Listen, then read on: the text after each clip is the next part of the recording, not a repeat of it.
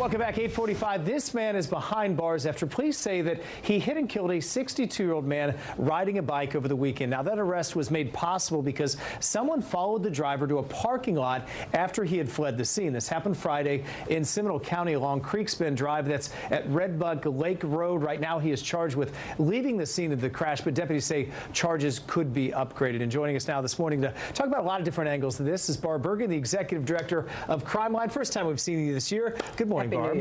So this is rare. We've got a situation where, unfortunately, there was a fatal accident, left the scene. A lot of times they may get away, but in this case, someone followed them. So what would you see when you see that? Well, you know, the first thing we have to be careful about is to put ourselves in a position of following somebody, because you don't know how they're going to react, right?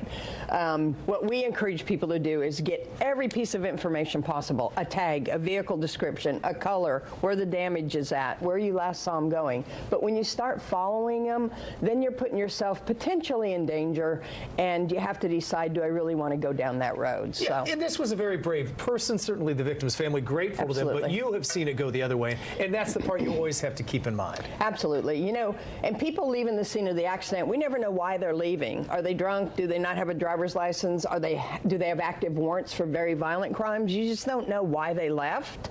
So you don't know what kind of person you're going to end up dealing with or something. But hit and runs are a problem in our city in Central Florida, and we absolutely need help. So if you know anything about any hit and run, you can always give an anonymous tip at Crimeline with all the information you have, and we'll get it over to the law enforcement agency. Yeah, and Barb, this is unfortunate. We have a lot of people that ride bikes, and this does happen from time to time. And we don't know what happened if the driver was at fault at all, but it really doesn't matter once they leave the scene. That's a whole different charge. That is absolutely, especially when it involves death.